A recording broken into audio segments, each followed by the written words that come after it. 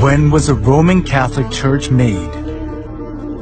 In order to understand its birth, first we need to follow the process on how the early church in Rome, which had been persecuted, obtained recognition from the Roman Empire.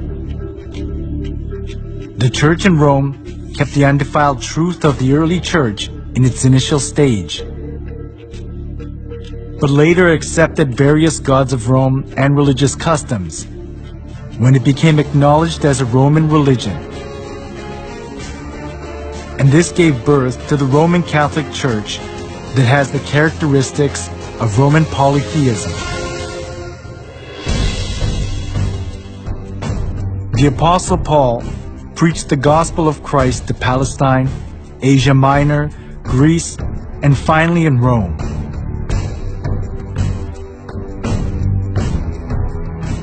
The church in Rome was not welcomed in its initial stage. It was because of the monotheism of Christianity, and the polytheism of Rome conflicted with each other.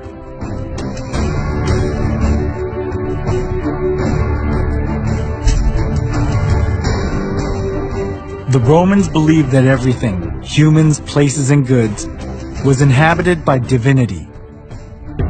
As they accepted folk beliefs of the people they conquered, far more various gods and religions prospered in Rome.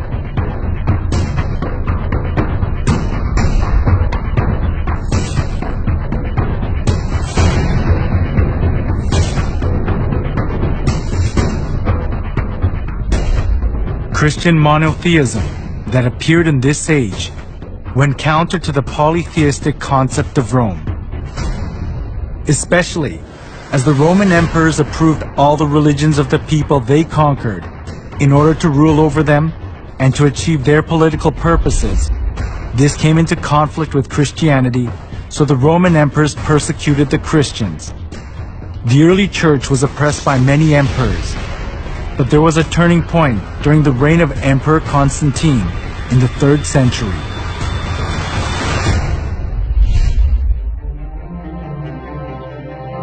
In 313, Emperor Constantine proclaimed the Edict of Milan.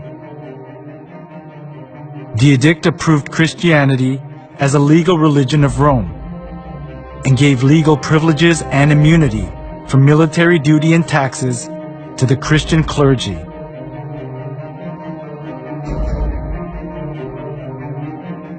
There was the political goal of Constantine underlying such kinds of preferential treatment.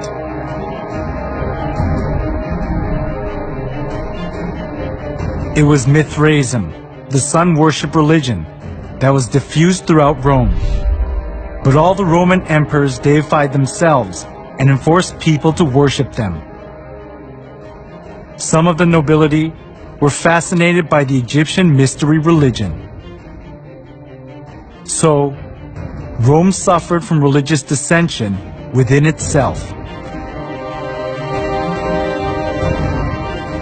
At this, Constantine tried to make the best use of Christianity that had spread throughout the whole region of Rome, despite all sorts of persecution.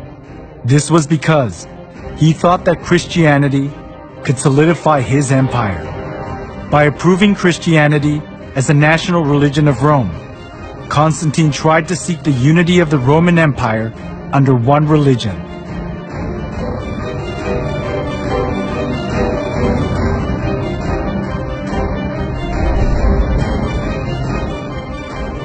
Thanks to Constantine's pro-Christian policies, many believers of the polytheistic religions of Rome streamed into the Christian Church.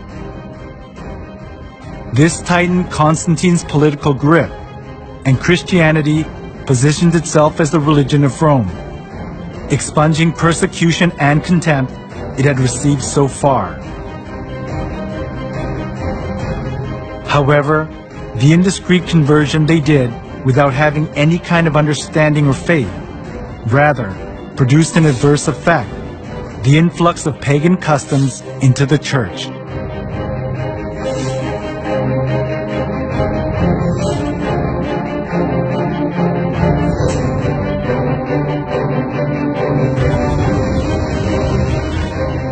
Those who were tainted with polytheism of Rome looked as if they had converted, but in actuality it wasn't easy for them to get rid of the religious rites and institutions of worshiping the sun, the moon, and the stars, and various gods and goddesses, which they had worshipped since their forefathers. The Church in Rome sought for solutions to disburden the pagans when they converted to Christianity. It was to bring in things similar to the gods that the pagans had believed into the Church. They thought they would increase the number of pagan converts by doing that.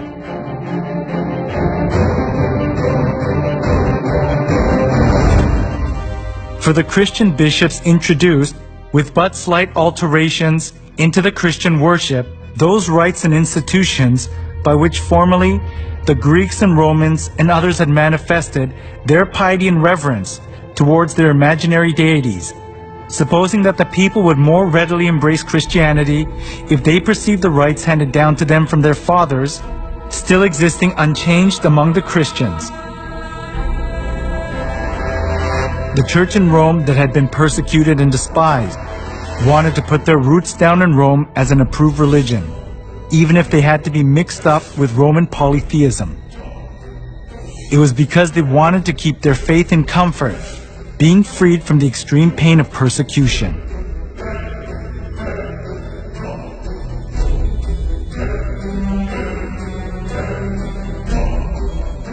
To attract more pagans, the Church in Rome tried to Christianize various kinds of pagan gods to suit the Bible.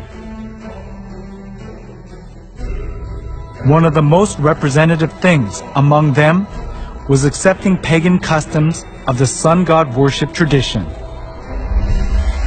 The Church in Rome identified Jesus with the sun god.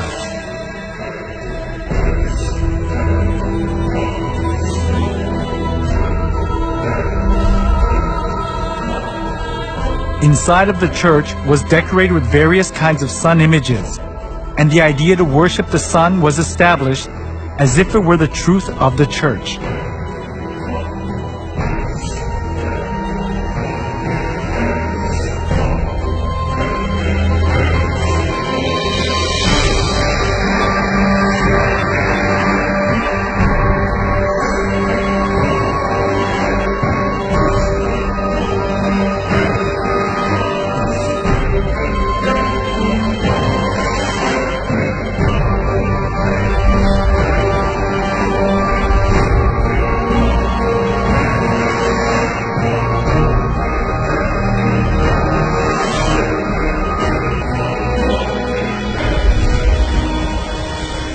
All judges, city people, and craftsmen shall rest on the venerable day of the sun.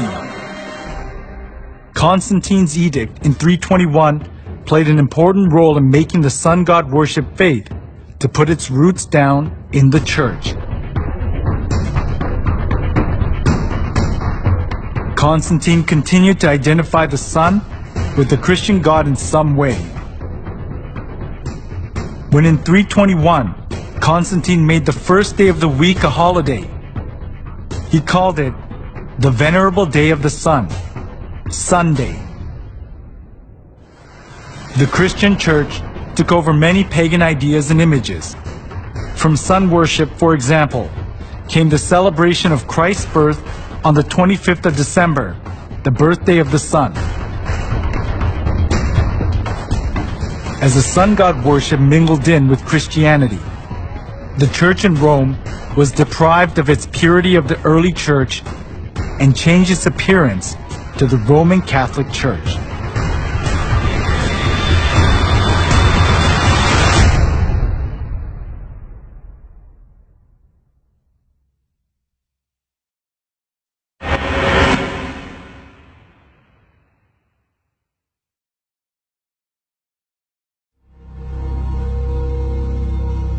Before the 3rd century, the Church in Rome was one of many churches that were scattered all over the Roman Empire. The reason the Church in Rome later became the head of all the churches of the world and dominated the Middle Ages was because it joined hands with Emperor Constantine. As a result of Constantine's pro-Christian policies, many people who believed pagan gods converted to Christianity. This consolidated Constantine's political position, and there was no need for the church in Rome to refuse the converts because it was a good opportunity to secure its religious position.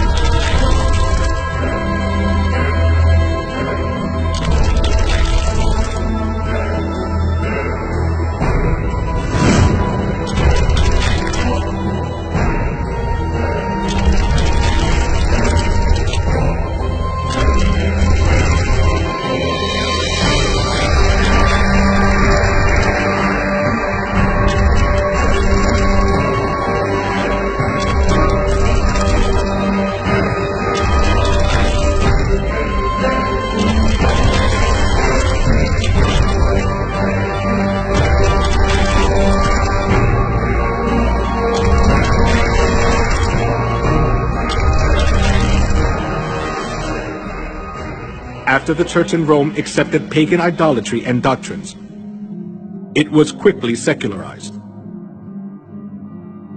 During the Middle Ages, it was even hard to tell the difference between the church and the secular world. The Catholic Pope enthroned kings, and kings protected the Catholic Church. Opposing the Catholic Church itself was rebelling against one's own country.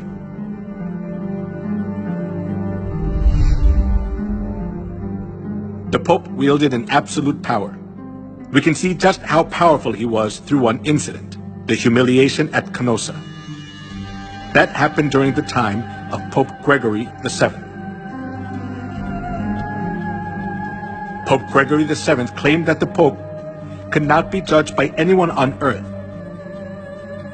and he could dethrone emperors and kings, and excommunicated Henry IV, the Emperor of the Holy Roman Empire, in the course of the investiture controversy. As Henry IV was faced with the crisis of being dethroned, he went to the Pope who was in Canossa.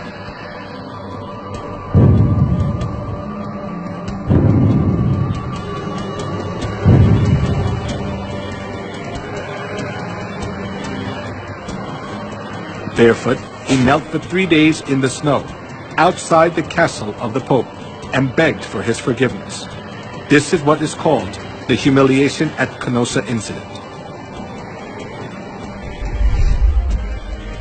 The Pope had so much authority that there was no one who was able to hold back the Church from abusing its power anywhere in Europe.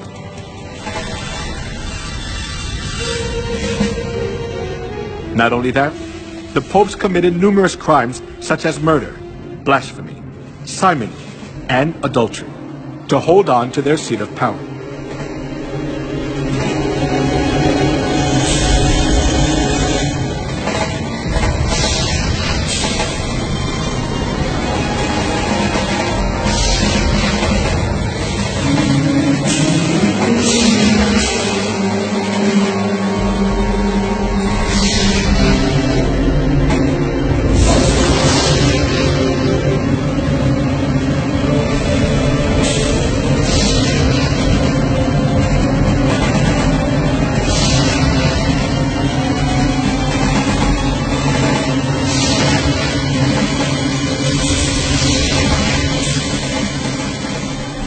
We cannot even fathom the evil deeds of the corrupt popes.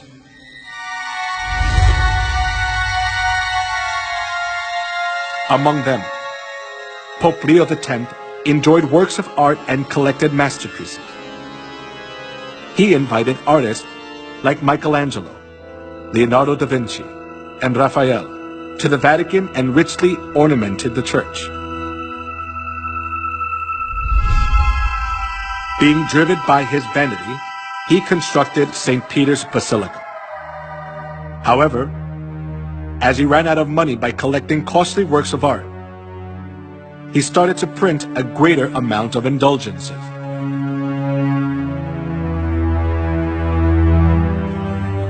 An indulgence is a certificate giving the forgiveness of sins. The Catholic priest propagated that people were guaranteed to enter the kingdom of heaven safer when they gave more money. Come, see for yourselves. This is not just a simple indulgence. Even though you don't do confession, all your sins will be forgiven. Even the sins of your relatives in purgatory will vanish. Will you just leave your mother to suffer in the fire? Come here, everyone. Come. When you drop the coins in the box and it makes a clinking sound, then the souls will arise from the fiery purgatory.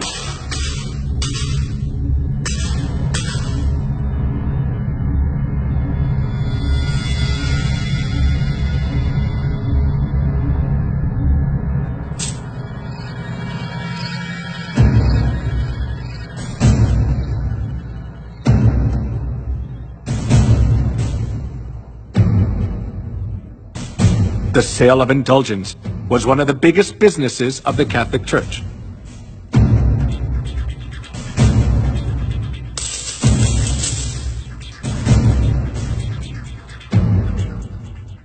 Since indulgences was a good solution for those who were seized by the fear of hell, numerous people gathered to buy the kingdom of heaven.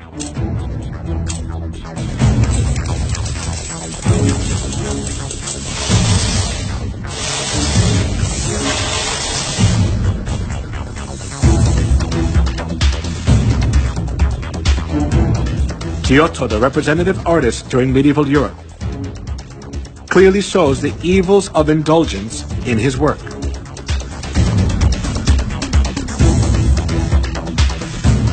The Last Judgment. In the painting, Jesus, the judge, is in the middle and the apostles are on both sides. Heaven is shown on the right and hell is shown on the left. One thing that is worthy of notice here is the scene where souls are weighed. A man who is on his knees presents a model of the chapel to three women. The name of the man is Enrico Scorveni. He was a notorious loan shark of that time. Because loan sharking was a big sin, he could never dream of entering the kingdom of heaven. However, even though Enrico was a loan shark, he bought indulgences and paid for his sins, and proudly purchased the ticket for the kingdom of heaven.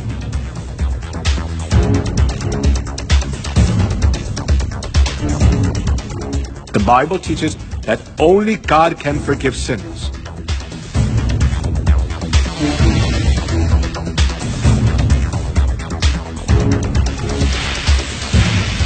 However, the Catholic Church insists that the Pope too has the authority to forgive sins. This kind of false teaching enabled them to commit fraud, the sale of indulgences.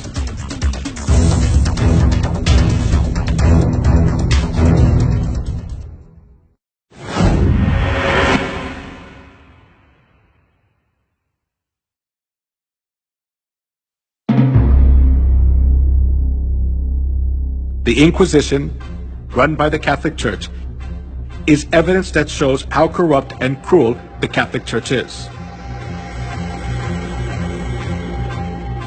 The Inquisition, which was established for religious trials, became a transnational institution of the Catholic Church. It was devised to condemn heretics designated by the Catholic Church. Heretics defined by the Catholic Church were the Christians who opposed the false insistence and doctrines of the Pope and wanted to live by the Bible.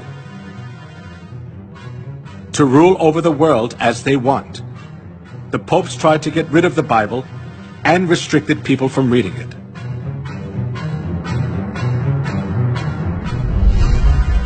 Pope Alexander III labeled those who read the Bible as heretics and commanded to confine Christians who were condemned as heretics to expropriate their property. Pope Innocent III instituted the Inquisition and launched crusades to combat heresy. Numerous Christians were killed and dispossessed of their properties.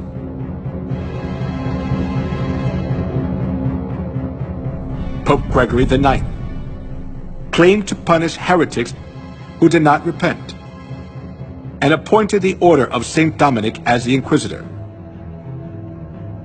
Pope Innocent IV promulgated the bull Ad Extirpanda, explicitly authorizing torture, and commanded to burn everyone who opposed Catholicism. Here is the salient religious trial of the century. Giordano Bruno, a medieval astronomer, was charged as a heretic by the Catholic Church and burned at the stake. The reason he was burned was that he denied the geocentric theory and insisted on the heliocentric theory. After that, Galilei verified that the Earth revolves around the Sun. But he too was declared a heretic and was forced to recant his heliocentric view.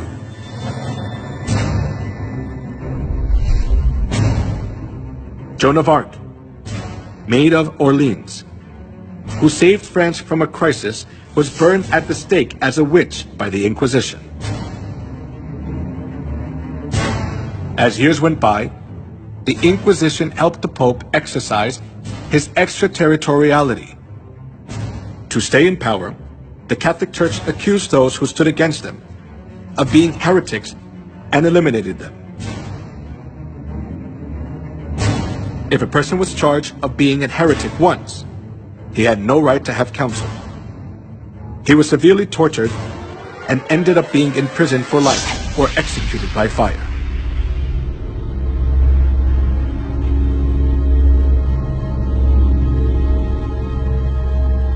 The Inquisition was the most infamous and devilish thing in human history.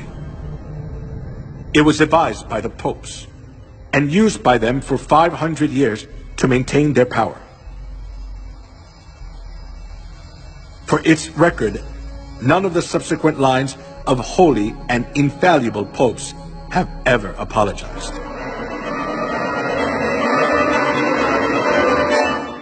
He was given power to make war against the saints and to conquer them. Historians estimate that in the Middle Ages and early Reformation era, more than 50 million martyrs perished at the hands of the papacy.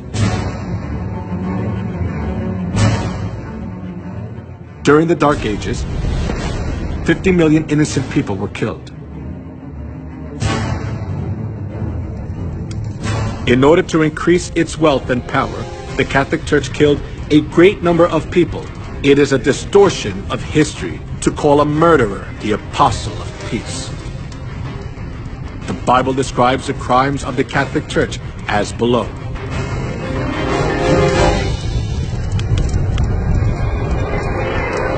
I saw that the woman was drunk with the blood of the saints, the blood of those who bore testimony to Jesus. When I saw her, I was greatly astonished. He will speak against the Most High and oppress his saints and try to change the set times and the laws. The saints will be handed over to him for a time, times, and half a time. The Roman Catholic Church was Babylon the Great that ruthlessly killed innocent people who followed Jesus. The crimes of the Roman Catholic Church which are prophesied in the Bible, are clearly seen in history.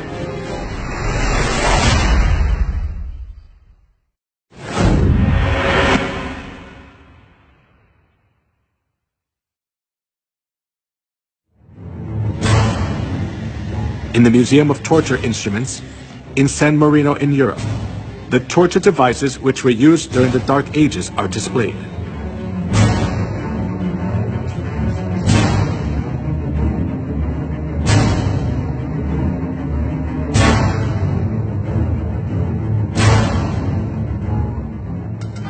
Iron Maiden. It is one of the representative torture devices from the medieval period. It is an iron cabinet with a spike-covered interior, with iron spikes about 8 inches long. When a person is enclosed inside, the whole body is pierced with the pointed iron spikes and is fatally injured, and the person dies slowly from excessive bleeding.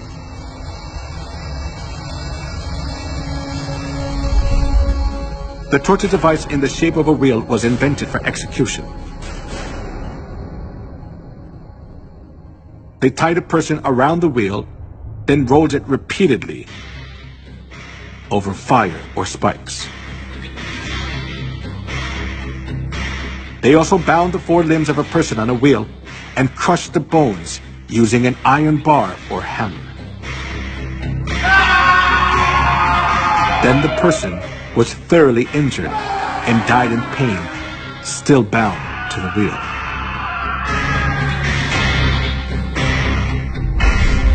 The Inquisition invented cruel torture devices to give victims as much pain as possible.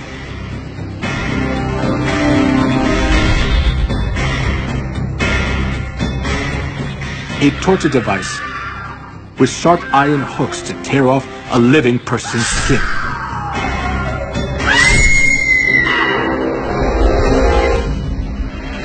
A pyramid-shaped torture device with a sharp tip. A person was put on top and suffered severe pain as a sharp point was inserted into the body, little by little, due to the body. Most of the time, tortures were carried out by Catholic monks or priests. They pulled out nails using pliers, burned parts of the body with fire, and crushed fingers and toes with torture devices. A pulley was used to lift a victim's body up, and then drop them to make all the joints go out of place. A person was burned alive while their hands and feet were tied. A chair with spikes was used to tie a person down, and it made blood come out from every part of their body. If a victim denied the Catholic Church's teachings, despite the hard torture, they poured boiling lead in the mouth or ears, or gouged out their eyes, or flogged them until parts of their skin flew off.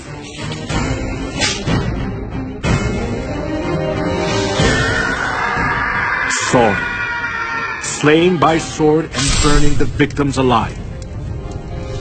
The Catholic priests enforced them to follow their teachings, holding the cross in front of them.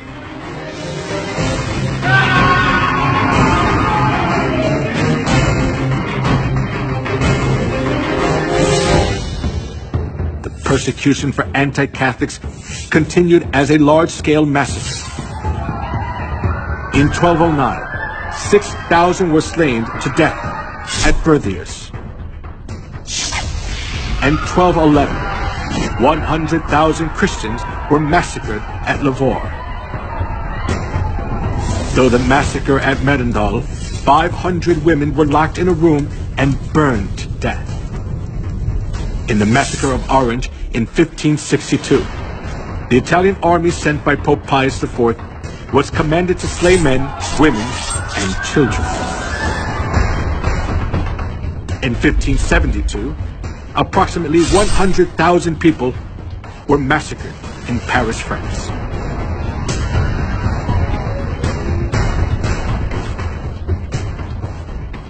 He will speak against the Most High and oppress his saints. The saints will be handed over to him for a time, times, and half a time.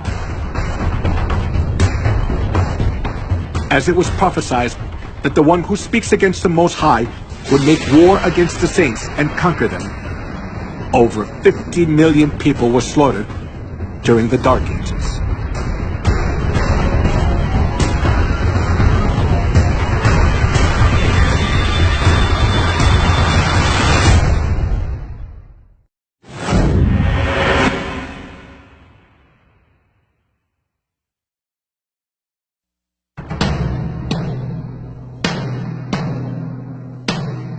The cruel massacre of the Catholic Church during the Dark Ages continued to the Holocaust, which killed 6 million Jews, the most tragic event in human history.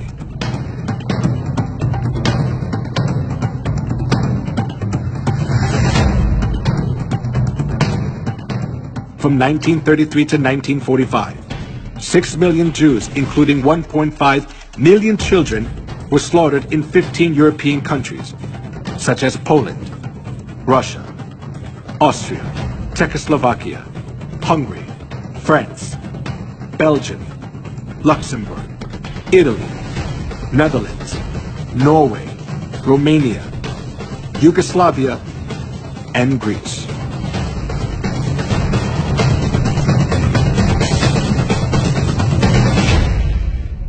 All property of the Jews was confiscated. Women were dragged naked in public. They suffered from starvation, infectious diseases, confinement, and public execution. The Jews who survived faced a miserable death in gas chambers in concentration camps built by the Nazis.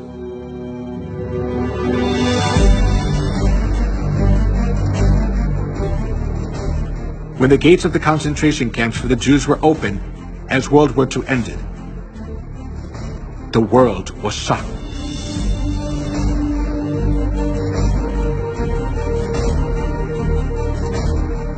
In the concentration camps, there were dead bodies of the Jews that were not buried yet, piled up like a mountain.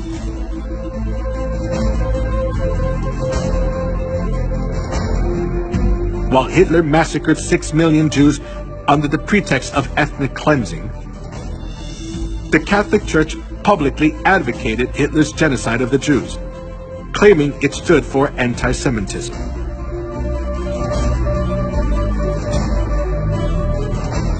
When the Nazis' genocide of the Jews reached its peak, Weissmandl, a Jewish rabbi, sent a letter to the Vatican to ask for help.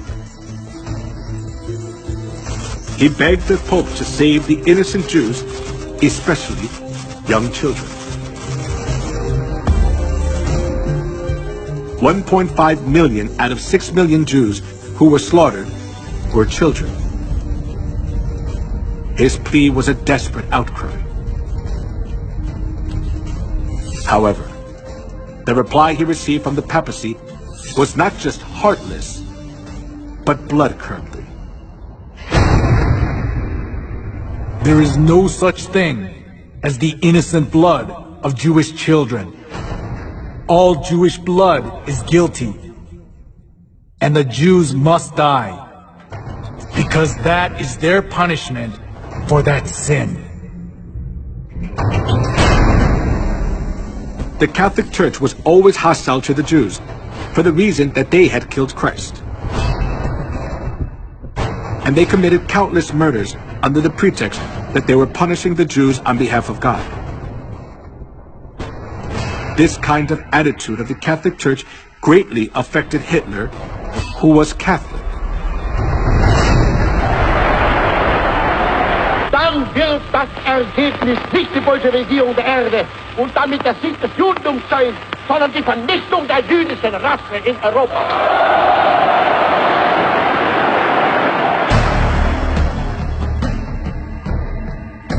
Hitler was a fervent Catholic.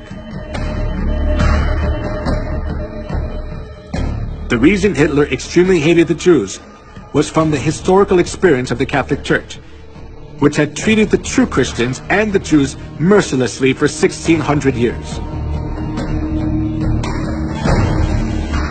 For this reason, Hitler was able to commit the Holocaust, sending 6 million Jews to gas chambers without hesitation.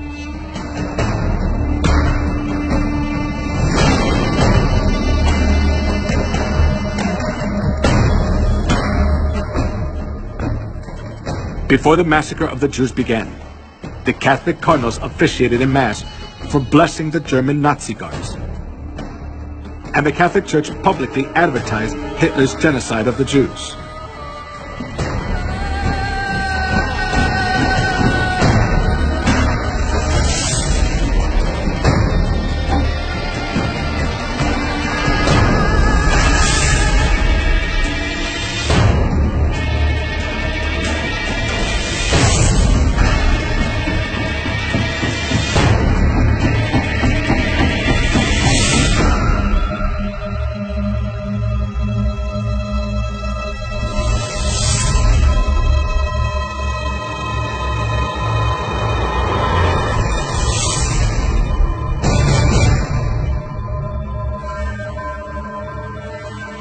The Catholic Church has committed crimes against humanity for centuries in the name of religion.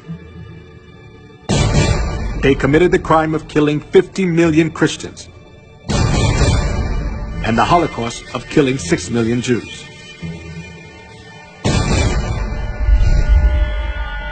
The traces of the massacre of the Jews still remain at the Auschwitz concentration camp in Poland. The pictures of the Jews and their belongings are displayed in the concentration camp, showing how the Jews were mistreated, cursed, and insulted.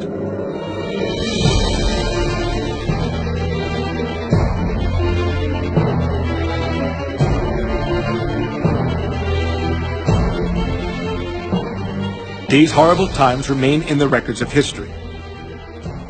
But all the errors of the Catholic Church are disappearing from people's memories, little by little.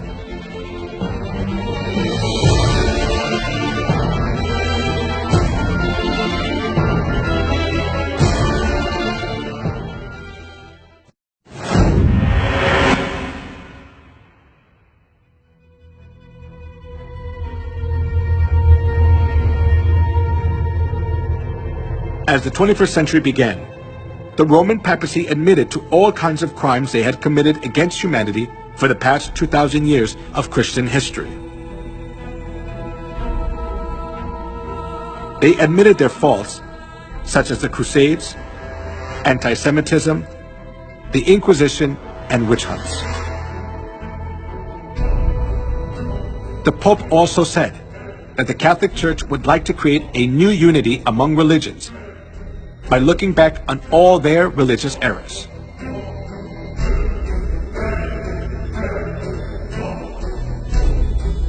However, can all the errors of the Catholic Church be forgiven by just admitting to all the crimes they committed against humanity in the past?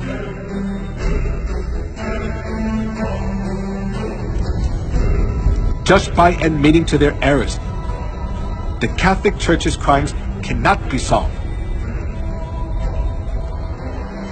They can never come to true repentance unless they realize their fundamental errors.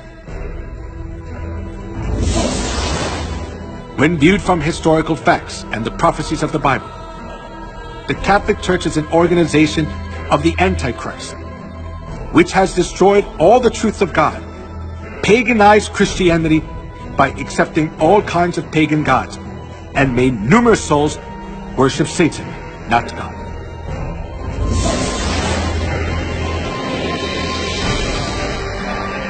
Not being content with their crime of killing cruelly whoever was against them for the past 2,000 years of Christian history, the Catholic Church is still committing a crime of driving countless souls to death.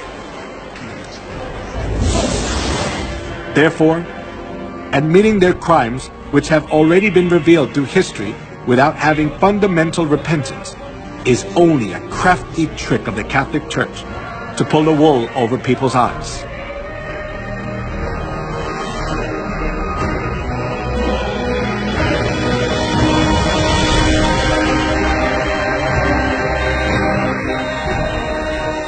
For such men are false apostles, deceitful workmen, masquerading as apostles of Christ. And no wonder, for Satan himself masquerades as an angel of light. It is not surprising, then, if his servants masquerade as servants of righteousness. Their end will be what their actions deserve.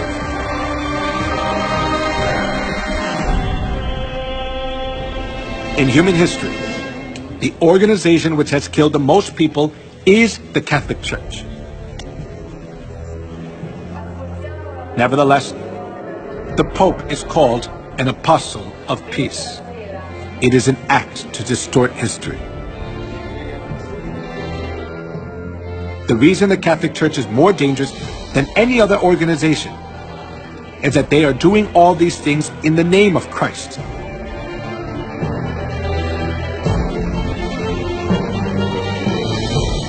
However, now the Catholic Church is revealing its detestable and hideous reality. In terms of declining congregations, but more profoundly to do with the paedophile sex scandal that has rocked the church for more than 10 years. We've been looking into one particular case involving... Incredible. One former priest said that, perhaps 50% of priests who enter the priesthood may be gay. I talked to a long...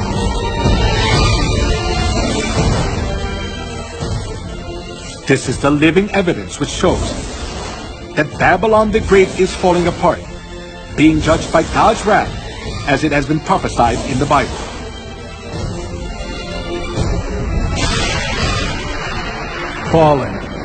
Fallen is Babylon the Great. She has become a home for demons and a haunt for every evil spirit, a haunt for every unclean and detestable bird. Give her as much torture and grief as the glory and luxury she gave herself. She will be consumed by fire, for mighty is the Lord God who judges her.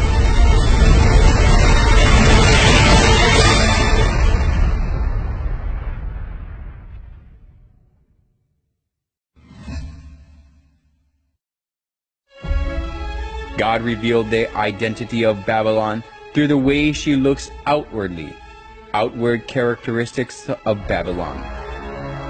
The woman was dressed in purple and scarlet, and was glittering with gold, precious stones and pearls.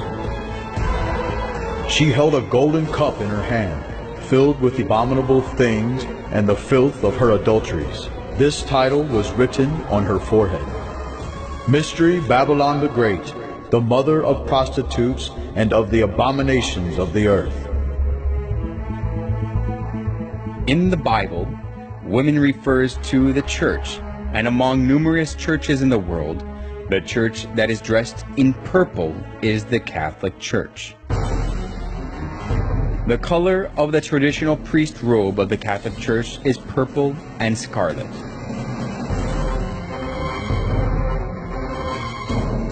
We can also confirm that the church that decorates its interior and worship utensils with gold, precious stones, and pearls is the Catholic Church. And in addition, it is only the Catholic Church that give Mass holding the golden cup, true to the words, "She held a golden cup in her hand."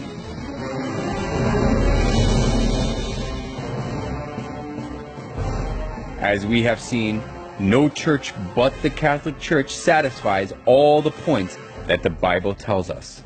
The Bible recognizes this organization as Babylon the Great.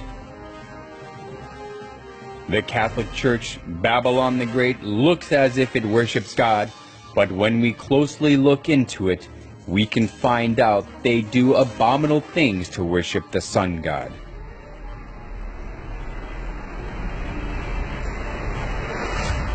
The Roman Catholic Church disguises itself as an angel of light, but it craftily introduced the customs of detestable idolatry and the sun worship of ancient Babylon. So the Bible recognizes it as Babylon the Great.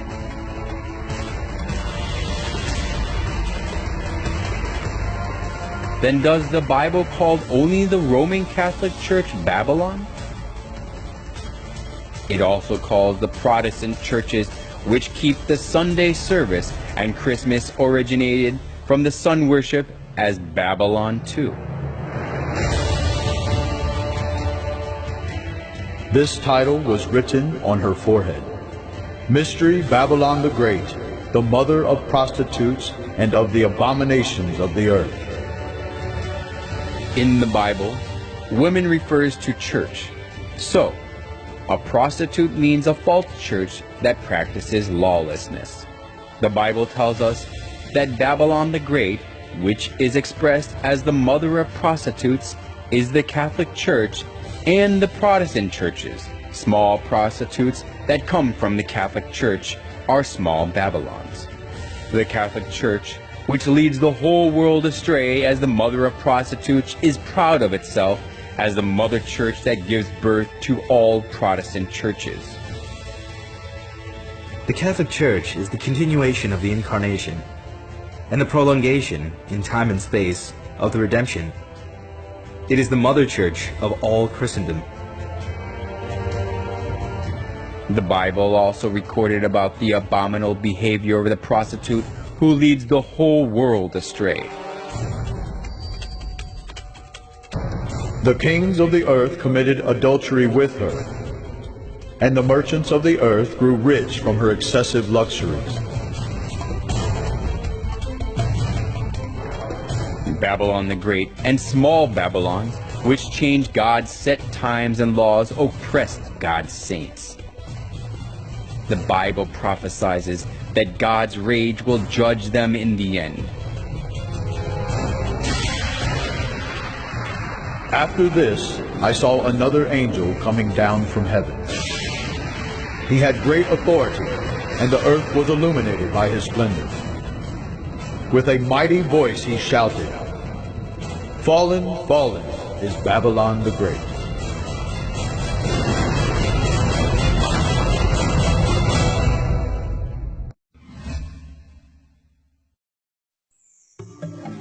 Piazza di Spagna, where the movie Roman Holiday was filmed, just below the Spanish Steps, which became famous where Audrey Hepburn ate ice cream, there is a boat-shaped fountain, and we can see that the water is running out of the sculpture of the sun.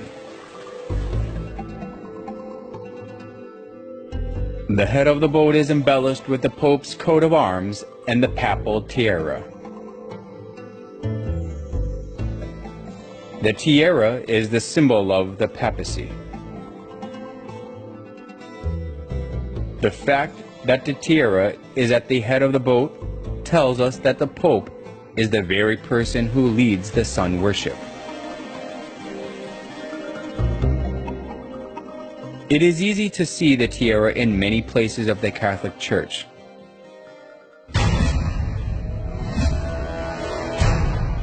There is a secret hidden in the papal tiara. Through this we can also find the identity of the Roman Catholic. The triple tiara is the liturgical crown of the Pope, and it has the meaning that the Pope is God who reigns over three worlds, heaven, earth, and hell. This is also shown in the official title of the Pope. The official title of the Pope is the Vicarius Filii Dei in Latin, which means the Vicar of the Son of God. This title shows that the Pope is God himself. Some of the letters of the Latin have numerical values, so if we add up the numerical values of the letters of Vicarius Filii Dei, it is 666. 666. What does that number 666 mean? The Bible records about the identity of 666. If anyone has insight, let him calculate the number of the beast, for it is man's number. His number is 666.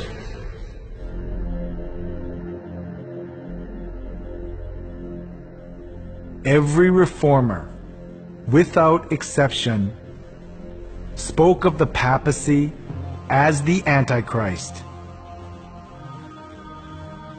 The 666 is a figurative number, telling us the identity of Satan who stands against God.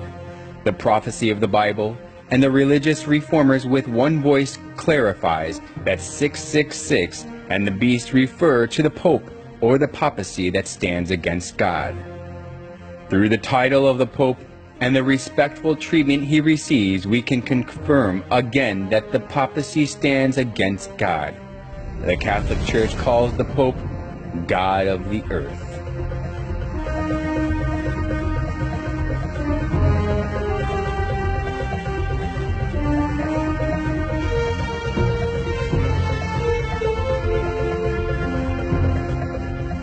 The Pope is a mere man, but the Catholic Church insists that he can modify God's laws as he pleases.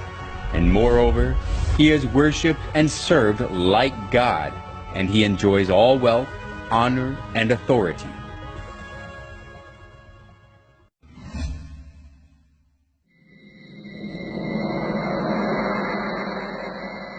The obelisk standing in the center of St. Peter's Square is closely related to sun worship.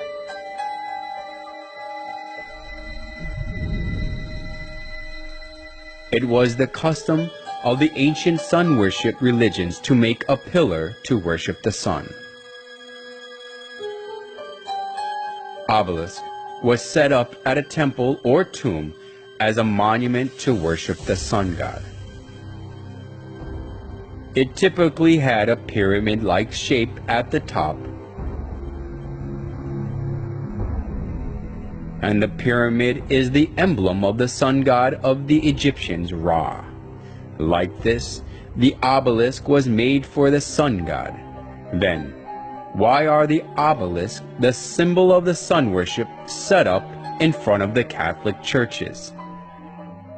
When we look carefully at the obelisk standing in front of the Catholic Church, it has the star-shaped divine light and cross, which are symbolize the sun.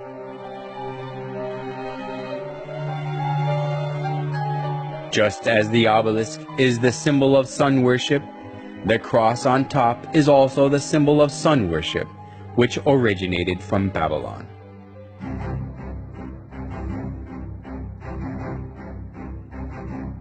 Crosses are also found in the murals of ancient Babylon and Assyria, especially the image of cross on the headband of the sun god Tammuz shows that the cross is originated in Babylon.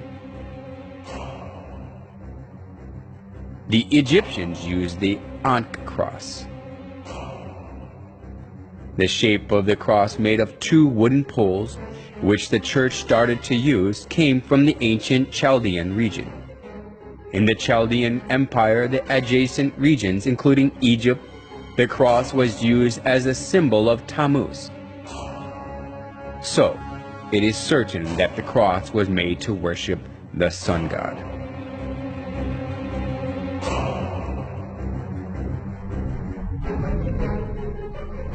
The Catholic Church set up obelisks in front of their churches and put the cross on top of them without exception.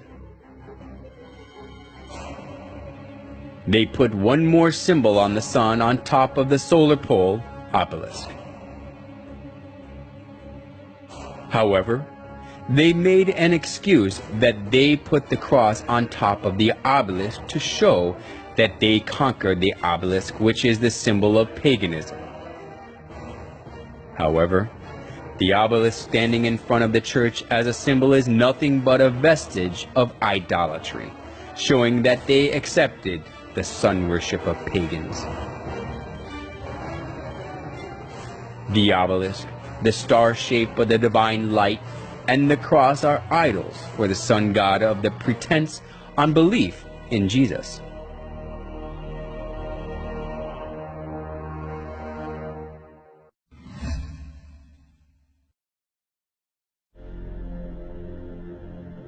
The Pantheon is the oldest monument still standing in Rome. The Pantheon was rebuilt in 125 AD by Emperor Hadrian and dedicated to every known god as well as the sun god, the supreme god of the Romans. Then Pope Boniface IV converted it into a Catholic church. The Pantheon, which once was the temple for the sun god but is now used as a Catholic church, is famous for its domed roof.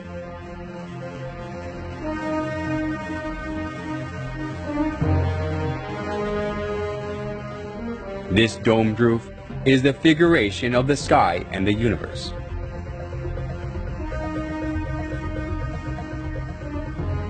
In the center of the dome, there is the oculus, a round opening with a diameter of 27 feet.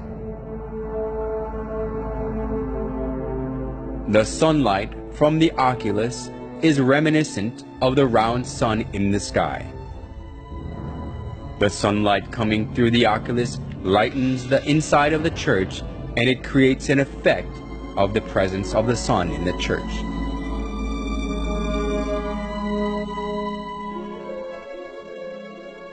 We can find the same round shape in St. Peter's Basilica as well. When we look up at the ceiling of St. Peter's Basilica, there is a circle like the sun at the center, and its shape looks like sunlight spreading from the circle. This kind of circular shape can be found not only in St. Peter's Basilica, but on the ceilings of most Catholic churches. Various forms of circle, which embody the sun, prove that the Catholic Church worships the sun.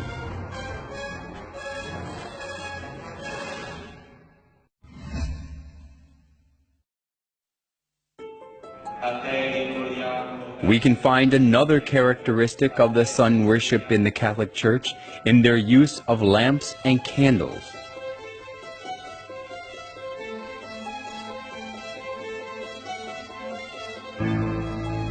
Even in the daytime, they light lamps and candles on the altar.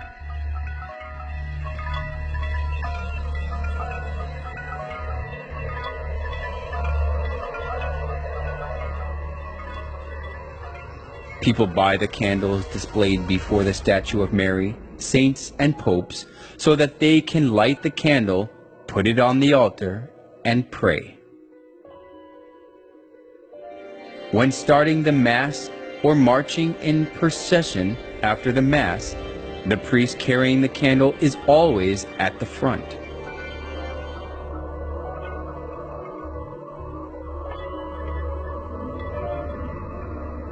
Where does the use of candles in Catholic Church come from?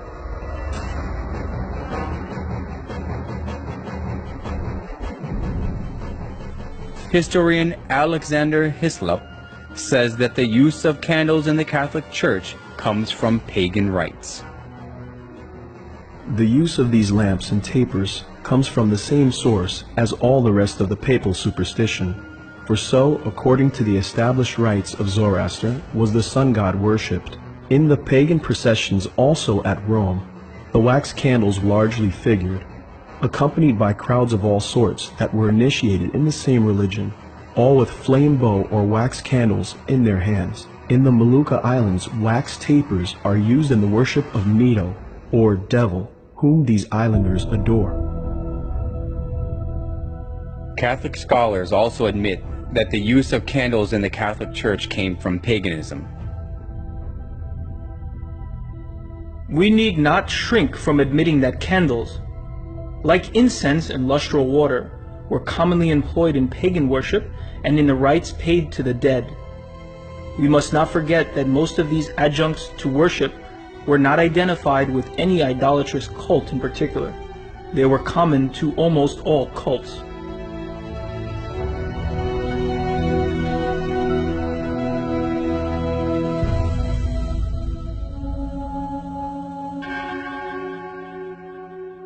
Candles commonly appear in numerous rites of pagans.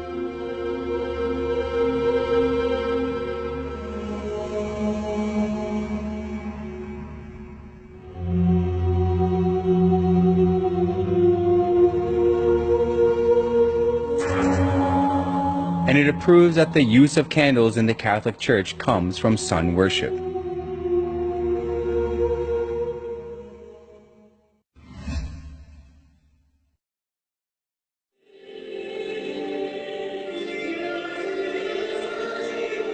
The Catholic Church conducts a particular ceremony before the image of the sun.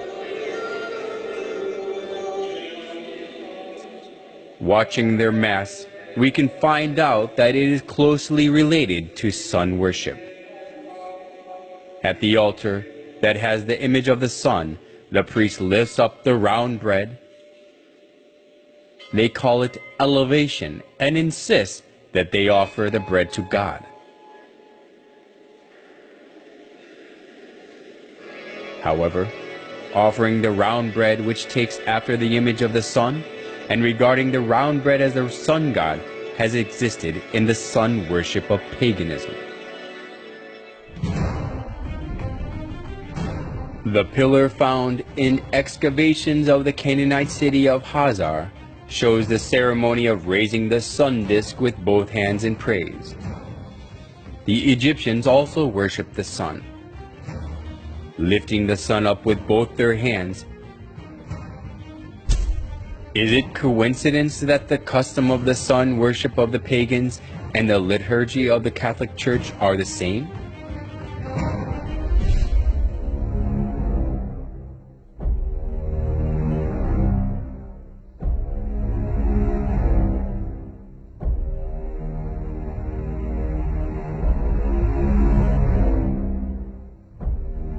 On special days, they put the bread in the sun-shaped frame and go parade through the streets for public display. The believers all kneel down before the bread to show their respect and adoration. Curiously enough, the monstrance, which is the vessel used to display the consecrated Eucharistic bread, has a sunburst pattern. On the altar where the priest offers the bread, there is also the shape of the sun.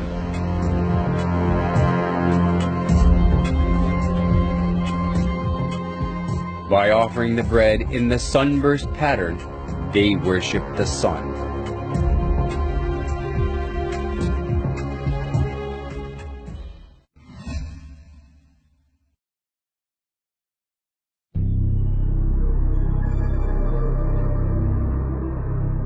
Around 2800 BC, there lived a hunter named Nimrod in Babylon, which was located between the Tigris and the Euphrates rivers. Whenever wild animals threatened the people, he protected them with his power.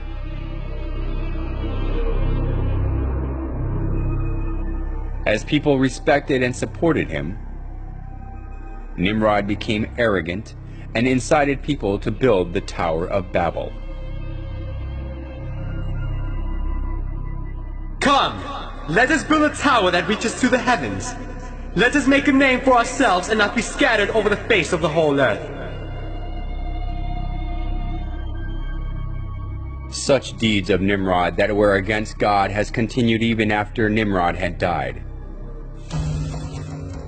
Semiramis, Nimrod's wife, insisted that Nimrod became the sun god. She cut Nimrod's dead body into pieces and sent them to each tribe of Babylon. People regarded the place where a part of Nimrod was buried as sacred.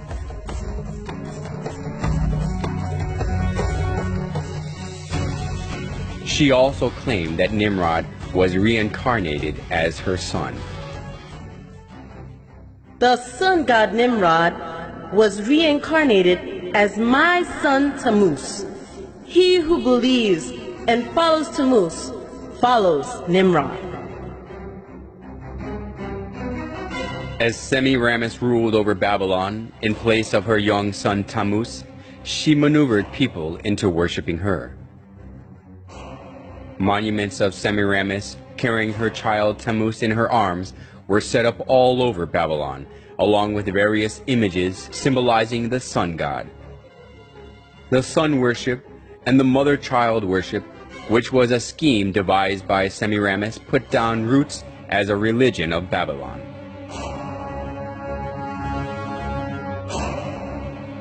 Idolatry stemmed from Babylon spread to many countries after the Tower of Babel collapsed.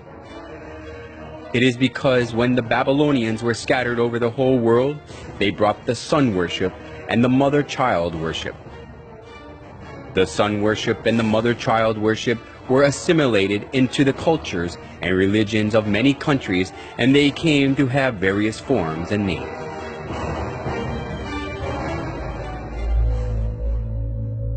Nimrod, the sun god, was known as Mithra in Persia, Sol in Rome, Ra or Horus in Egypt, and Apollo in Greece. Semiramis and Tammuz, who were the start of the mother-child worship, was called Isis and Horus, Venus and Dionysus, Diana and Attis, and Astaroth and Tammuz, respectively. Besides these, the image of goddess, who is holding a baby in her arms, was venerated in many countries of the world.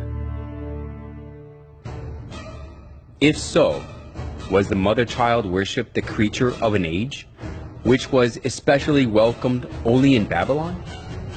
Surprisingly, the mother-child worship of Babylon has been passed down through the thousands of years and still exists today. In Vatican of Rome, we can find the mother-child worship in its original state.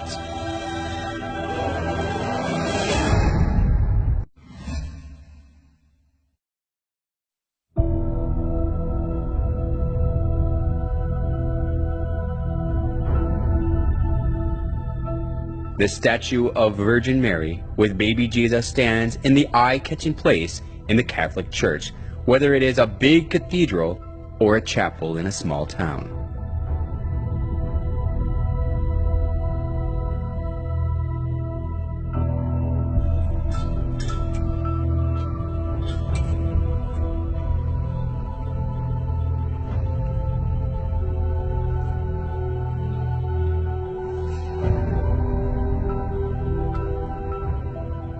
People show their respect before the picture or statue of Mary and pray.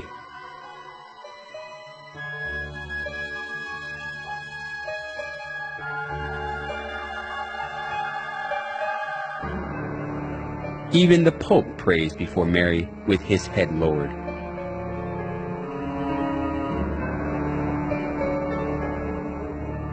Why do people praise and worship Mary, whom Jesus was born of?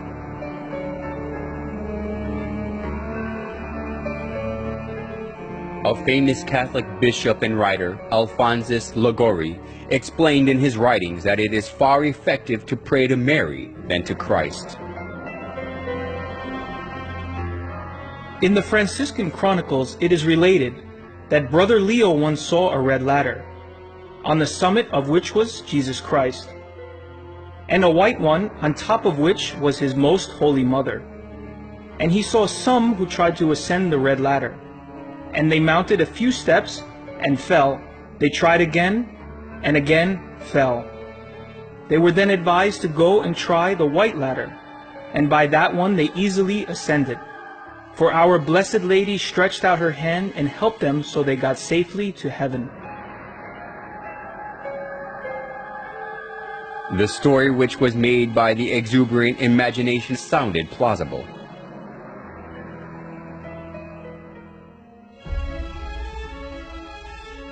Although it was a man-made story, Pope Gregory XVI canonized Liguori as a saint, and Pope Pius IX declared him a doctor of the Catholic Church.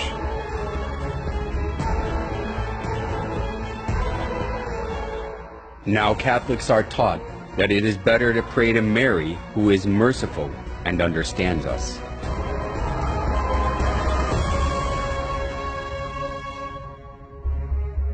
We must never go to our Lord Jesus except through Mary, using her intercession and good standing with Him. We must never be without her when praying to Jesus.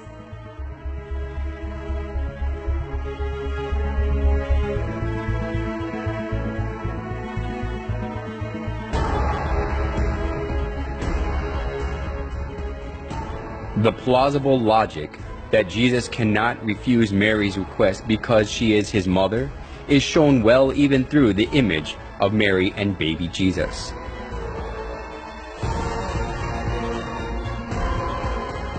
In most cases, Jesus is nested in Mary's arms as a baby.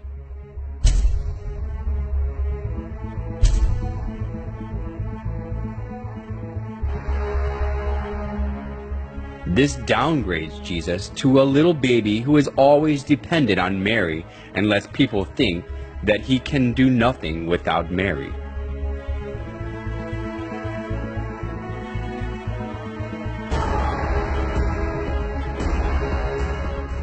Today, the Catholics think more highly of Mary than Jesus.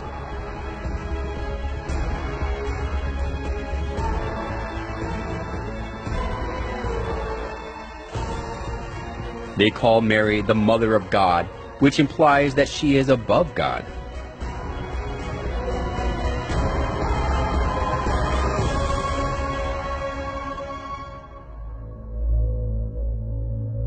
Mary as a female is merely a creation who was chosen to conceive Jesus.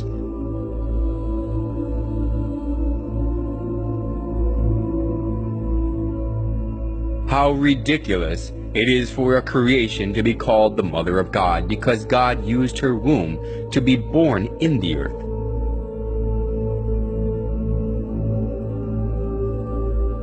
Nevertheless, the Catholic Church venerates Mary as the Mother of God. Mary worship of the Catholic Church reminds us of the mother-child worship of ancient Babylon. Just as Semiramis artfully spread the mother-child worship throughout Babylon when she ruled it over instead of her son Tammuz, the Catholic Church now makes people worship Mary, not God, by accepting the mother-child worship from Babylon.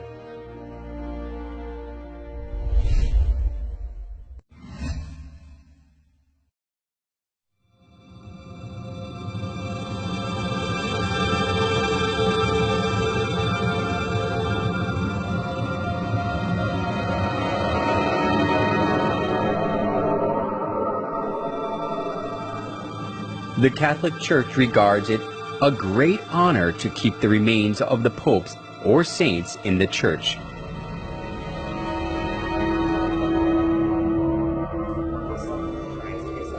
Since numerous worshippers pray before the remains of popes or saints, the church, that possesses many articles and remains of those who were canonized as saints, is highly valued.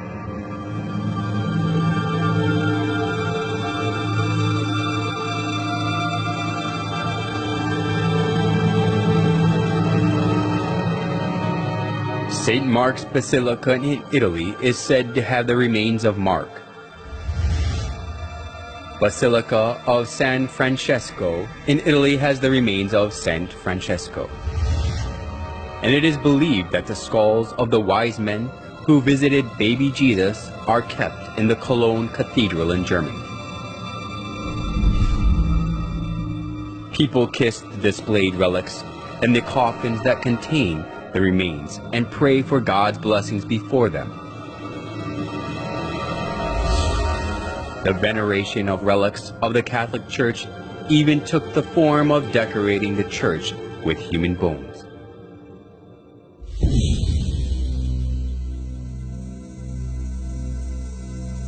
The Church of Santa Maria della Concessione contains the skulls and the skeletons of monks.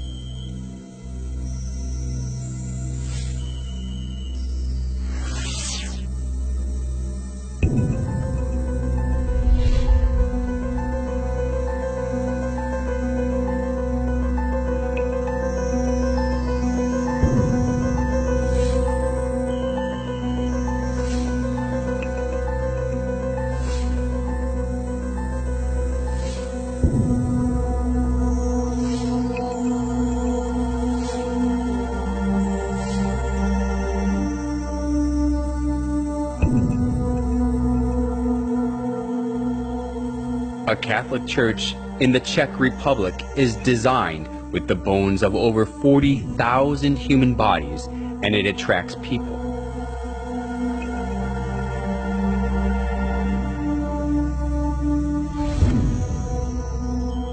The crypt of the Church of St. Francis in Lima, Peru, retains the remains of tens of thousands of people.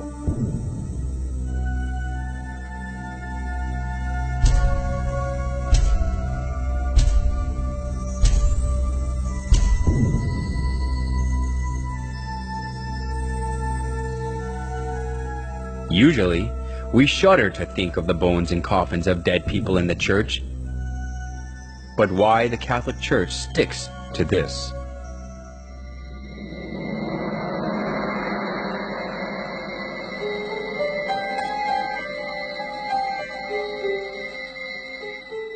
You will find that Catholics are encouraged to honor the saints by imitating their holy lives, by asking them to pray to God for us, and by showing respect for their remains, their images, and the like.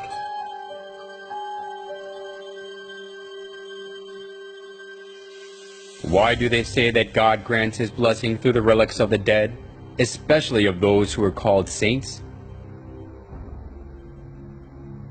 We can find the origin of the doctrine that God gives blessing through the relics in the ancient Babylonian religion. After Nimrod died, Semiramis cut his body into pieces and sent them to other regions, and they regarded the place where the dead body part was buried as sacred. The tradition of Babylon was handed down to the Roman Catholic Church, and because of this, the relics of the dead have become consecrated. Just like Babylon, that was cursed by God for its idolatry, the Roman Catholic Church is filled with all sorts of idols.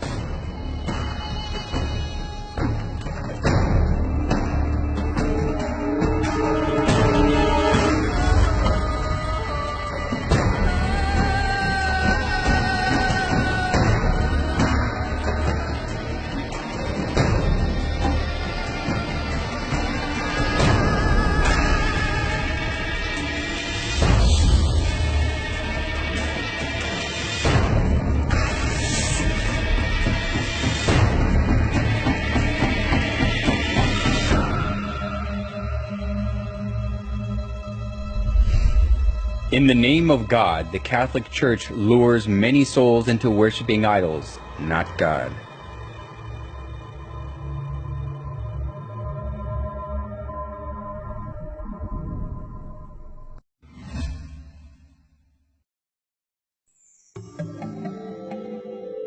There are various forms of the sun in St. Peter's Basilica, which is one of the most important buildings of the Catholic Church.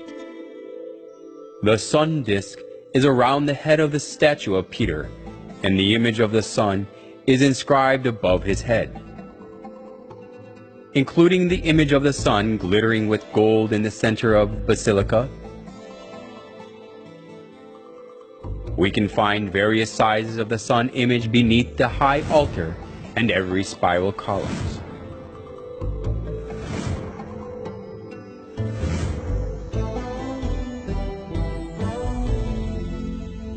Even the cross on the altar and the utensils used for communion and the priest's costume have the sun images.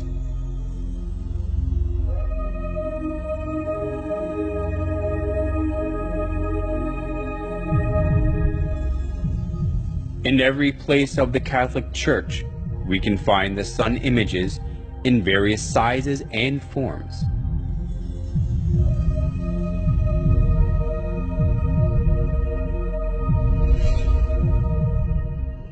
Among the various forms of the sun in the Catholic Church, some has a picture of a dove in it.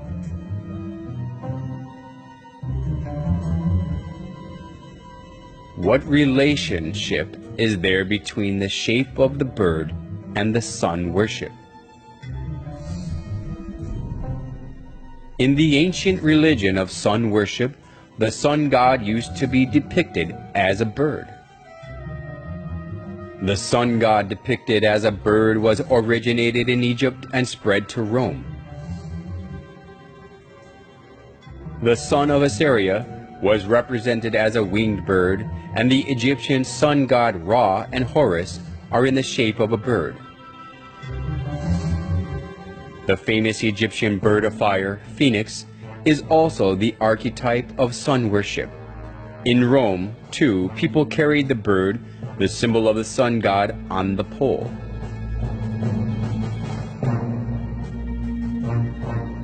Then why does the high altar in St. Peter's Basilica have the image of the sun with the bird in it?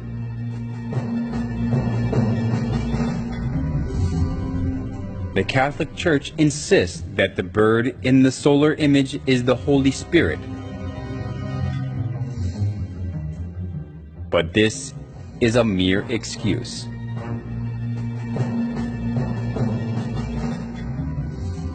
When we trace back the customs of sun worship, the bird is the winged sun god that the sun worshippers served.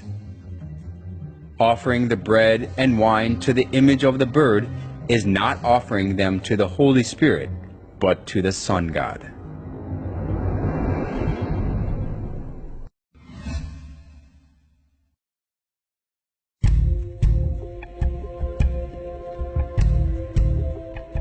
St. Peter's Basilica is located in the Vatican City.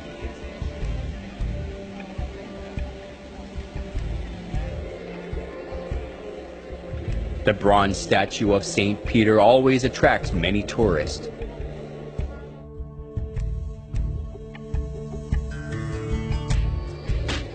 People believe that their wishes are realized when they pray by touching the foot of Peter, so the feet of the statue have been worn away.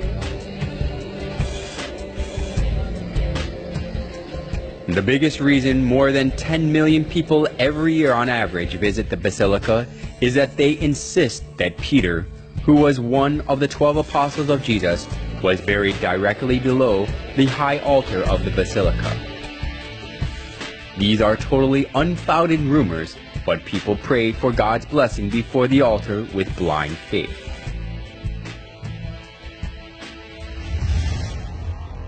They even teach people that they can have help, even the help they cannot have from God, when they praise and pray in the names of the dead saints. Our most mighty protector graciously assists us from heaven in our struggle with the powers of darkness. And just as you once saved the child Jesus from mortal danger, so now defend God's holy church from the snares of her enemies and from all adversity. Surprisingly enough, hydrolatry also has its origins in Babylon.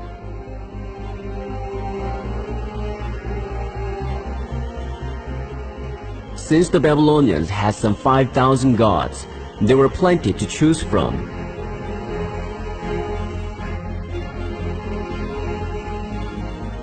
Every month and every day of the month was under the protection of a particular divinity. In ancient Babylon, the roles of gods were divided by people's problems and occupations, so the people worshiped their certain gods associated with their needs.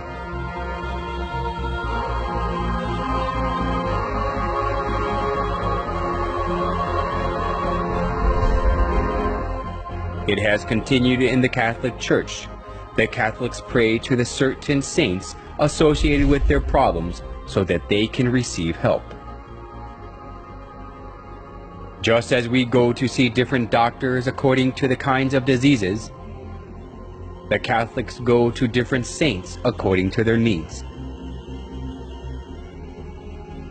Just as they downgraded Jesus as a little child who depends on Mary through Mary worship, hagiolatry also deceived people to think that Jesus is weaker than the dead saints, so he cannot give them help.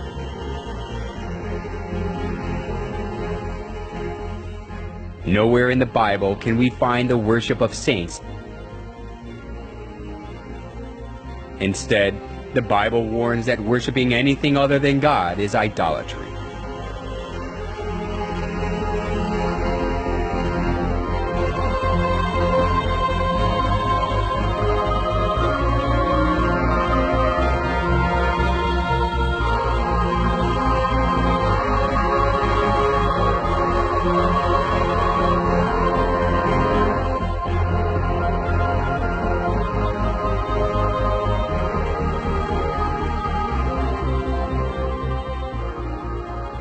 The Catholic Church even deleted the second commandment of the 10 Commandments so that they can worship the saints.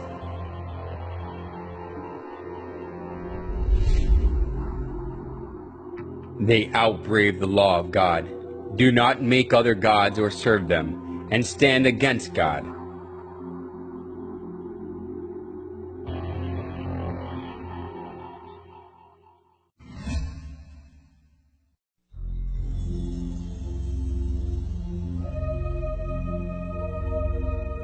In St. Peter's Square as well, the image of the sun is skillfully hidden. In a round circle of the square, there is a cross with an X through it. It looks exactly like the symbol of the Babylonian sun god Shamash. The Babylonians called the sun god Shamash, and his symbol is the cross with an X through it. So we can easily notice that St. Peter's Square is modeled on the symbol of the Babylonian sun god Shamash. It even has one more circle inside it, just like the symbol of Shamash.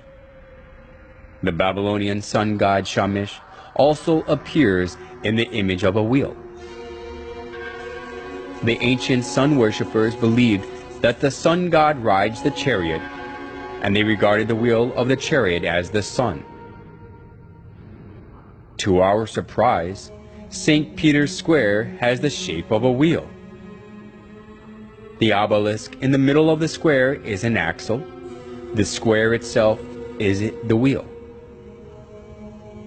We can notice that St. Peter's Square is also the figuration of the sun.